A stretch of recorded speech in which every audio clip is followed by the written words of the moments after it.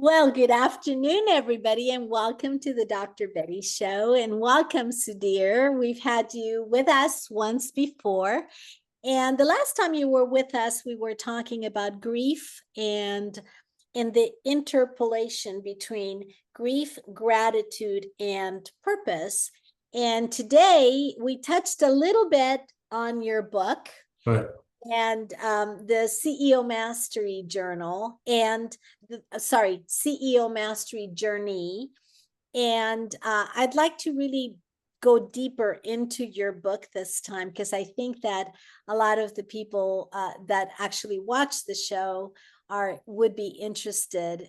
So if you're a leader, if you are an entrepreneur, if you're a CEO, if you want to be a CEO and want to learn how to think like a CEO, if you want to further your career and get to the next stage in your business and your life, Sudhir Charalavada is one of the people that can actually really help you. And so, Sudhir, welcome. Welcome again. Thank you. Great to be back.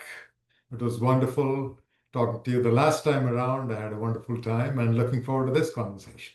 Absolutely. Likewise. Well, let's get right to the topic. Okay. Can you tell us the origin of your book? And I just want to spend a little bit of time talking about what pivotal moment in your own leadership or in your consulting journal led you to this body of work? I'm glad you asked that question because there was a pivotal moment. And I think, as I mentioned last time, of course, the foundation was childhood. I don't know where it came from, but had a Right. burning quest to get answers to these two questions. The pivotal moment was when Jim Collins wrote Good to Great, the bestseller. The Good to Great Leadership came out, and I just quickly skimmed through the book. And first, I want to know what the book is all about. Anything I look at, and this was about great leadership. He's basically the conclusion of the book was that the leaders make all the difference in building great organizations, Yes. profitable, purposeful. His focus was on financial performance. What makes certain companies stand out in financial performance? And he said it's the leader, it's the level 5 leadership. So for me, Betty, it was that conclusion was obvious. I don't need research data to prove that because to me it was obvious. I was dying to get the other question answered. How do you take the good to great journey? So I'm a good leader, I'm a good person. How can I unleash my greatness? And when a lot of people asked Jim Collins that question, he was very honest. He said, heck, how do I know? All I know is this is what it takes to build great organizations, level 5 leadership. So my quest was all about that. And that was the pivotal moment. I said, I need to really dig into this because people are dying for this answer. There's no answer out there. I just looked at every book and everything out there. But because this requires a deeper dive within ourselves. It requires an enlightened understanding. I completely agree because I remember we hired Jim Collins to talk to some of our people and he talks about the flywheel effect and he talked about it's all about the people, and that's what he said. He said, it isn't that all of a sudden it happens, it is a lot of time that it happens, and then all of a sudden you see the movement in the numbers and they stay sustainable in those companies that he studied.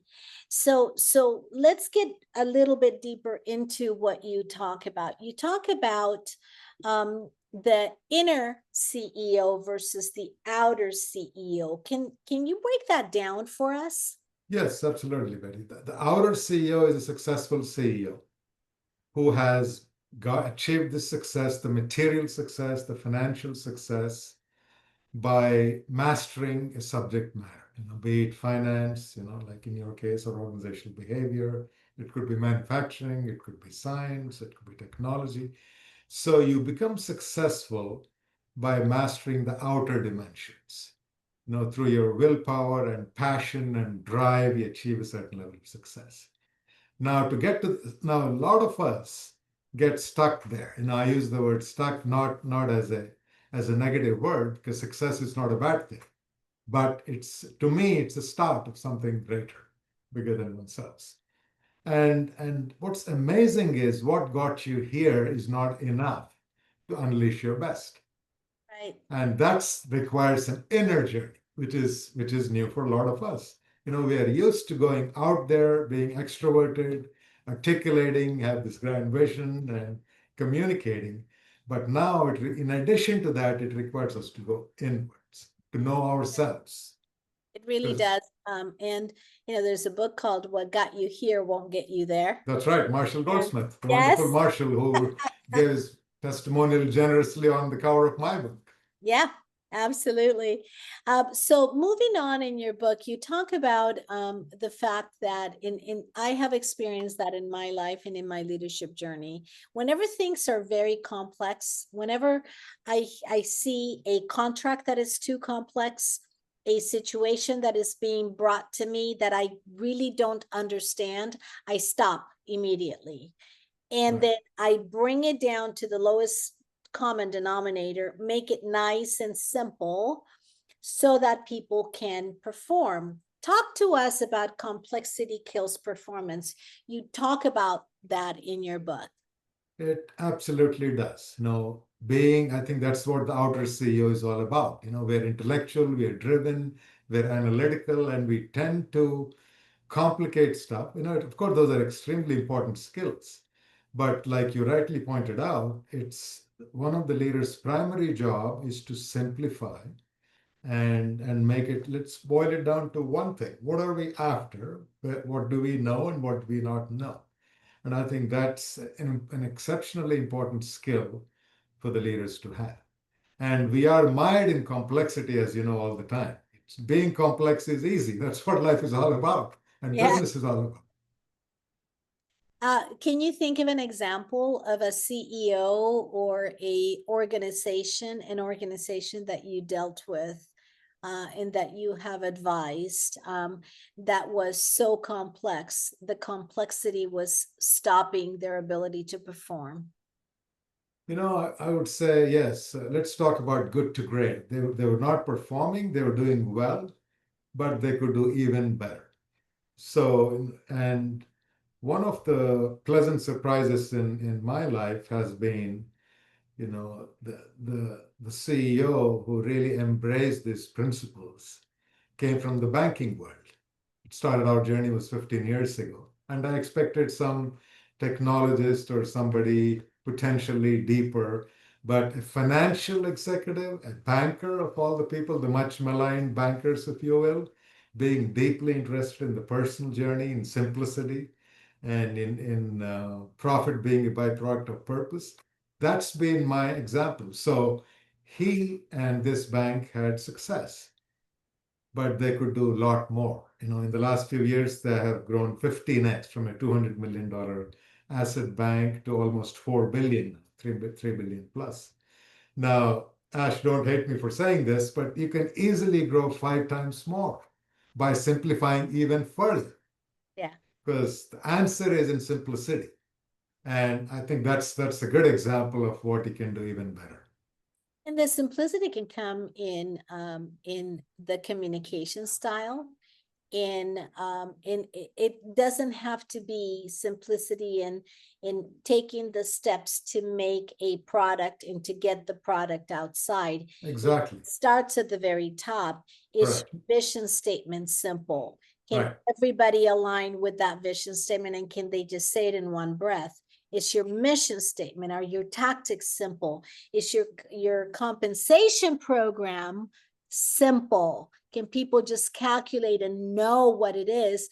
I've taken over organizations where the compensation program is so complex, even the people don't understand. So they just give up and they just do whatever they want to. So simplicity is so critically important. And I Right. You asked for an example. So maybe I should give an example, right? Is not knowing all the answers. So yes, CEOs, successful CEOs stress themselves, spend a lot of sleepless nights to get the answers, to share the answers so the people can execute it. What's easier and more effective and what's inspiring to people is ask the right question. Guys, this is the issue we're dealing with. Let's hear it, right? So create an environment where there's no wrong answer, that it's a safe environment and people. So that's a way of simplifying the issue and coming to the answer much quicker.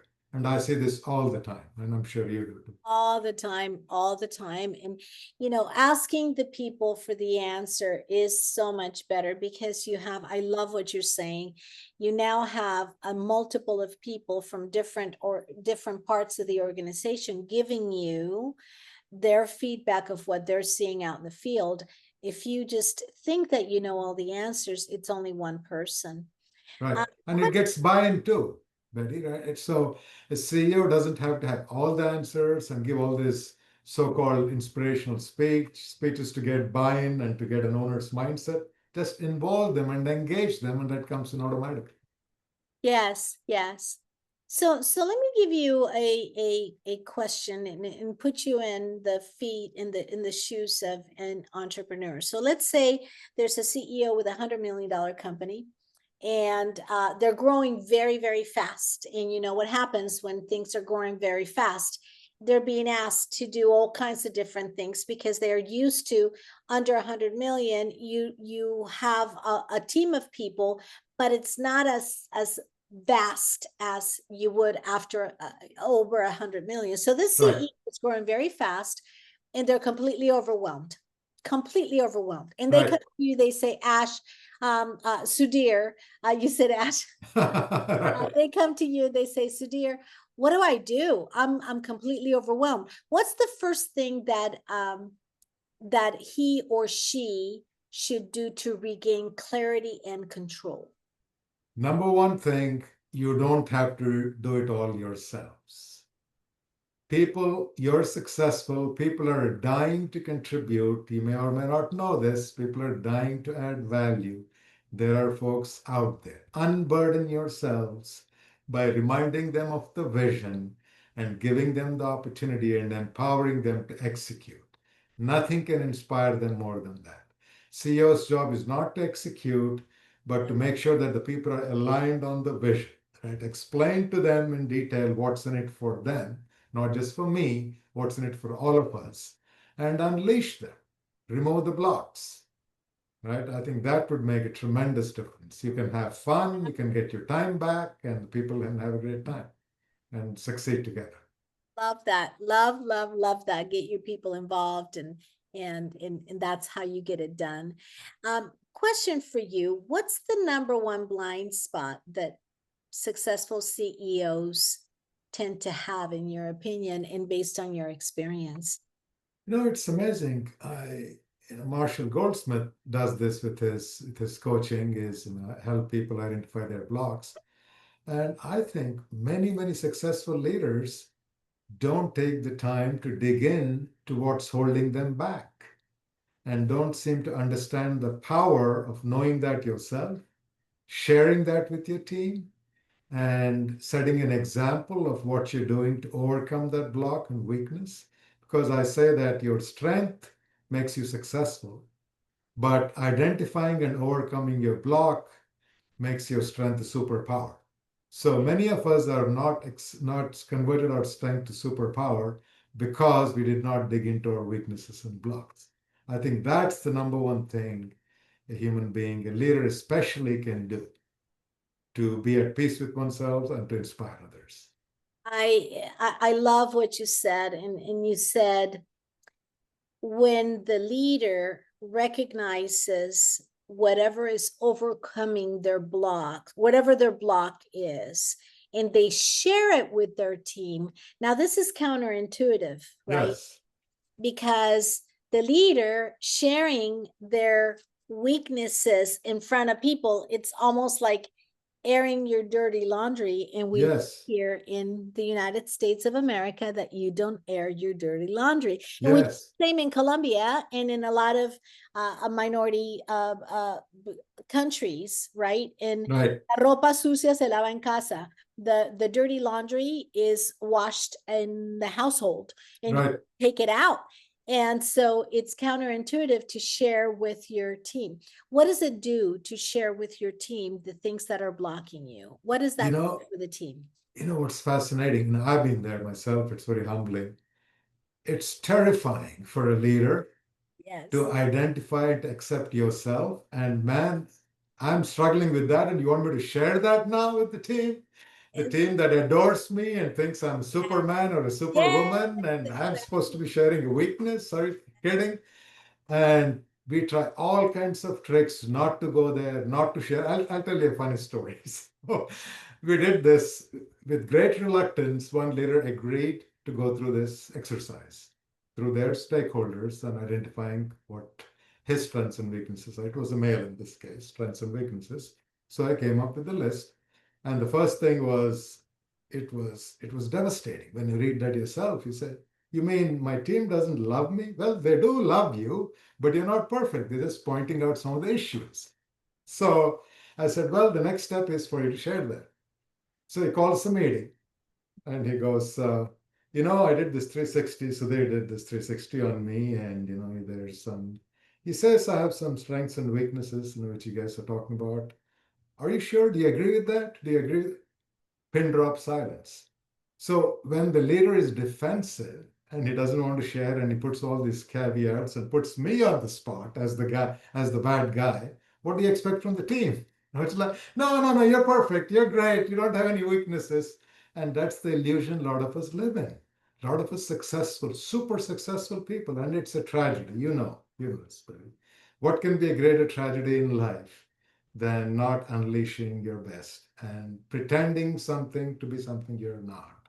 Yeah. There's no human being on earth for the last millions of years who's perfect. Yes. Completely Yeah. agree. Absolutely. And I echo everything that Sudhir said. Ladies and gentlemen, he knows what he's doing, and he's been doing this for so many years, very successfully with incredible leaders that really rave about his work. One of the things that you do, Sudhir, is you bring both neuroscience and leadership strategy. You integrate both of them. I tend to like to do the same, but can you Right. talk to us about how you do it in why, and how CEOs can actually learn from this? Right. Great question. So I dove into this inner journey much earlier. So one of the pivotal moments I said was Jim Collins' book, Good to Great. And I discovered that, so I discovered the inner journey, the inner CEO or spirituality, as we call, as a necessity to perform better. That's how my spiritual journey started, actually. To be spiritual helps us to be successful, to be not Yeah. only at peace with ourselves, but to be enormously successful, to build enormously profitable organizations. So that really, I believe, is the key, is to take that inner journey and understand that. So that's the pivotal moment, and that's the opportunity for all of us to have to improve our performance. So the inner journey has to do with how does everything align, right? So the neuroscience behind the leadership. Yeah, so let me talk about that. I intuitively knew this. So when I started meditating over 30 years ago, a lot of my peers were looking for proof. What does science say? What does the neuroscience say? Does neuroplasticity really work for meditation? My answer was, why don't I try? I can feel for myself. When I started meditating the first time, I became a better tennis player. I became more confident. My self-esteem improved. I communicated better. So what more proof do I need?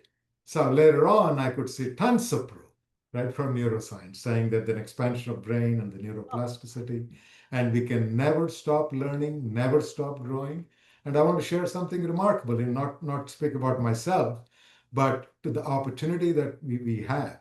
I have to tell you, after my wife passed away last year, one of the undertakings I took was to memorize the Bhagavad Gita, which is 700 verses. It takes 3.5 hours to even chant that in Sanskrit.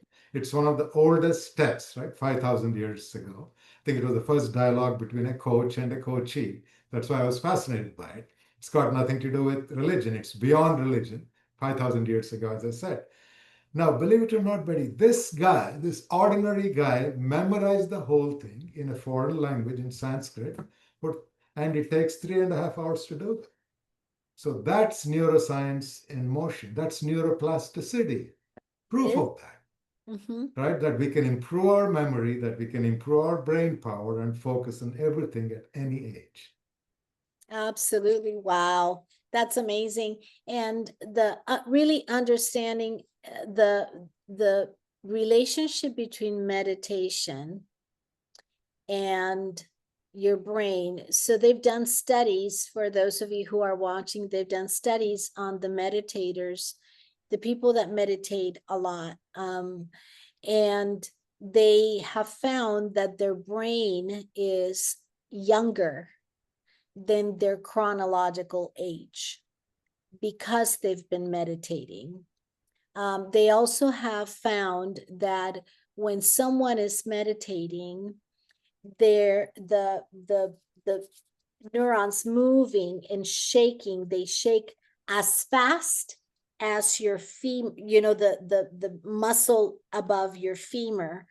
Running, when you're running at full speed, when you're meditating, they rub each other. They're going faster than your femur at full speed. Right, exactly. So meditation does not mean you are completely flat. You haven't flatlined in meditation.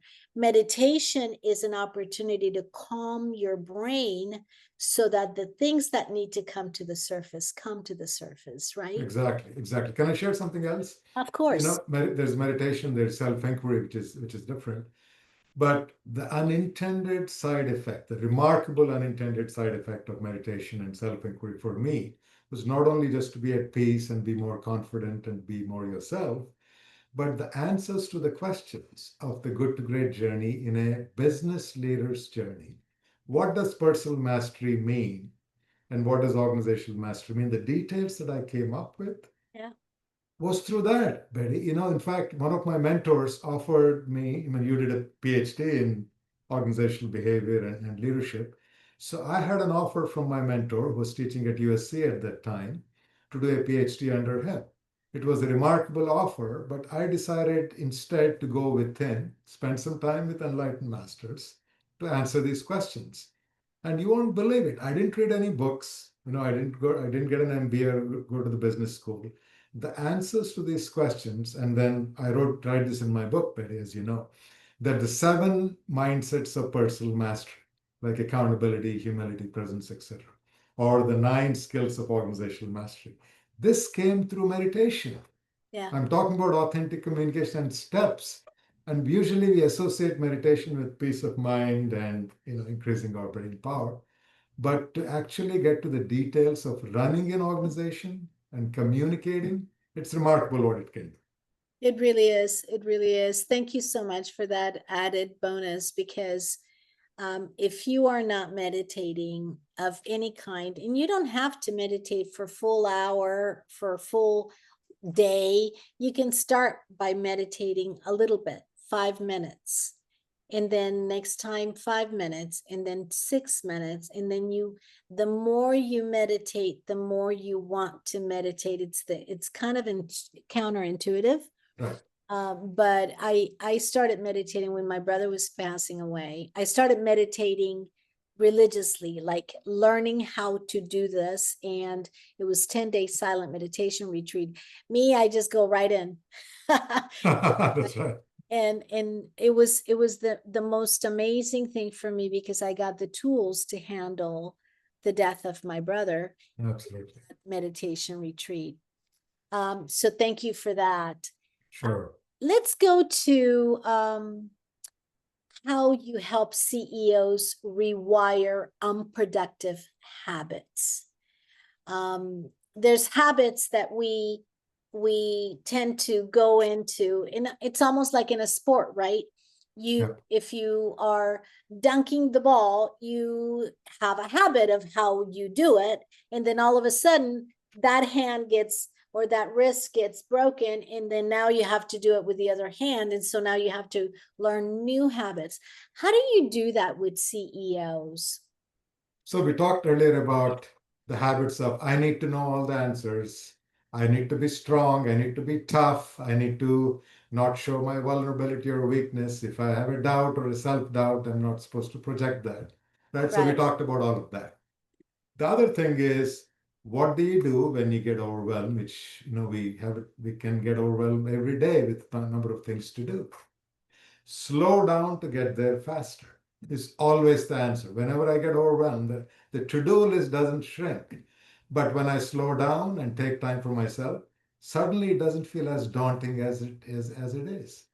So and I think you can appreciate this, the trifecta of meditation, self-inquiry, and believe it or not, prayer, which is not even religious, does magic.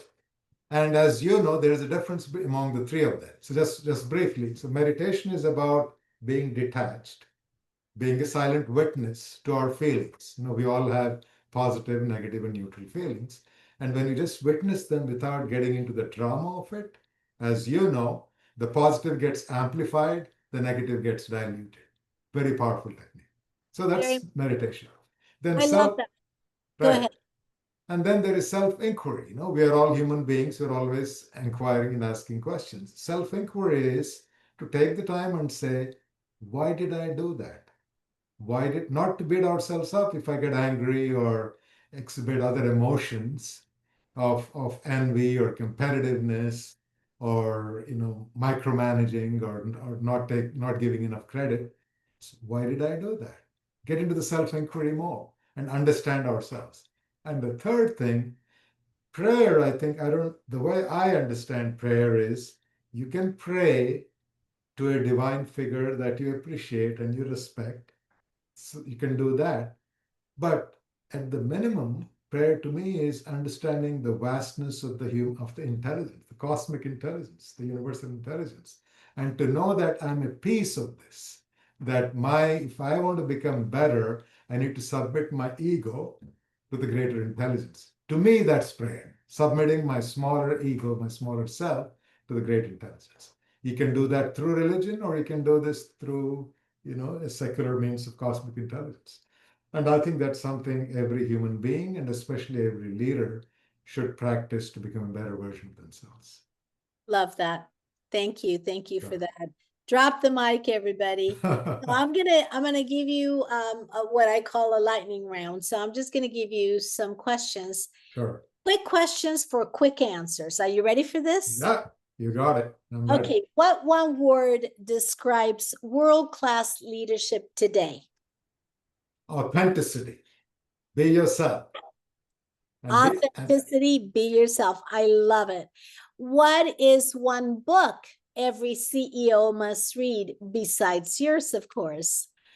everything that has to be said about human nature, human intelligence, and leadership has been said millions of years ago.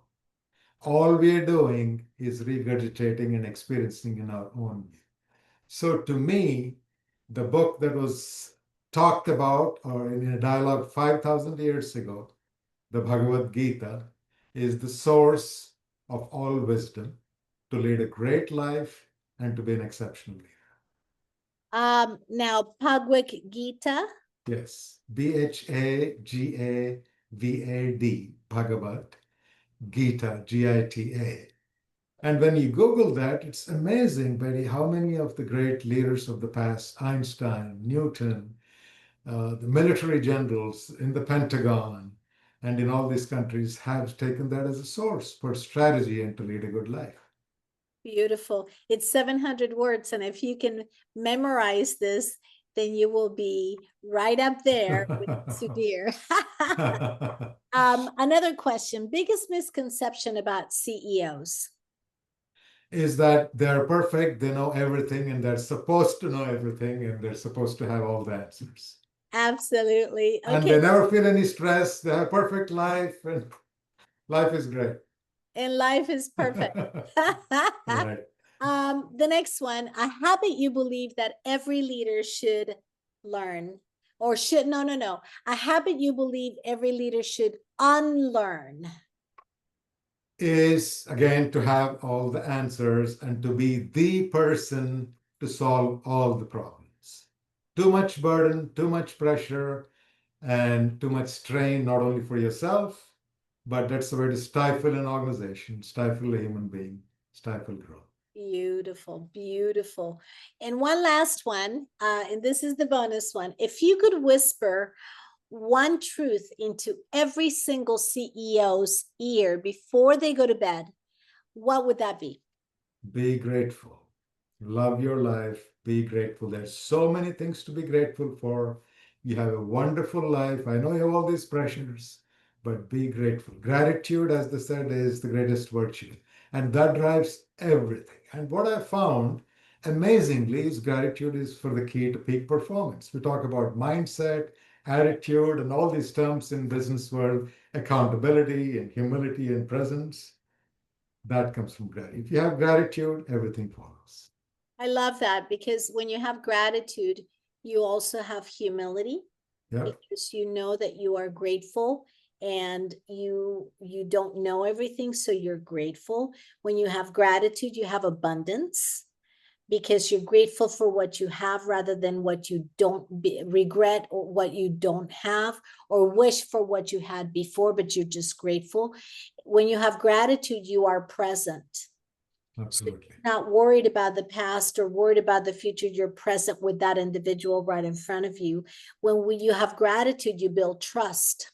Why? Because being present with that person in front of you causes them to believe that they are the most important person for you in that Exactly. moment when they're in front of you. So gratitude really, amongst so much more, Yeah. we don't have time for, but I love that you came with that gratitude as really the secret ingredient to a great leader.